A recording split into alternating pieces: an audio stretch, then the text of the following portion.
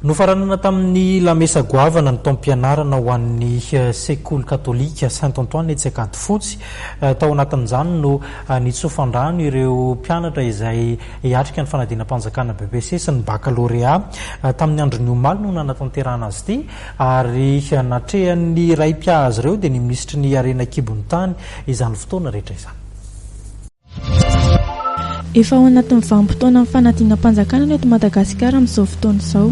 Ny fanadinana CPE moa dia efa vitan'ny talenta lasa teo ary ny BEPC dia amin'ny fiatombohan'ny volana septambra raha amin'ny fisasahan'ny volana septambra ihany koa ny fanadinana baccalauréat. Na dia teo aza ny olona teo amin'ny lafiny fampianarana dia vonina trano niatrika ny fanadinana ireo mpianatra. Tsy sakanao izy ireo ny olona izay nitranga teo amin'ny lafiny fampianarana teto Madagasikara fa tsy maintsy mijery lavitra mba hahatongavana amin'ny tanjona irina so lasa lavitra kokoa hatrany.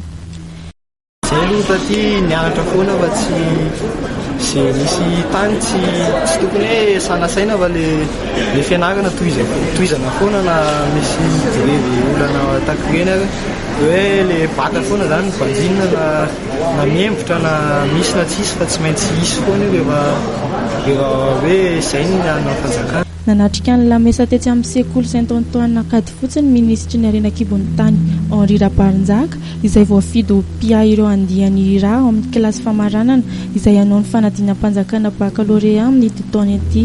Nanamafy tamin'ireo mpianatra ny tena ny asarobidin'ny fianarana ary miramezaka hatrany amin'ny fianarana mba hatateraka ny nofinofy sy fikasahan'ny tanora tsirairay.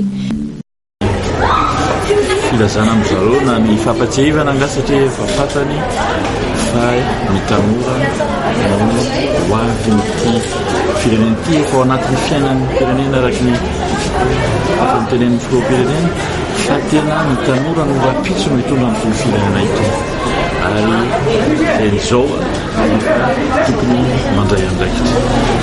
Ny faharoa dia ny raha mba misy ny tsy mamitaka eo amin'ny fiainana dia fianarana.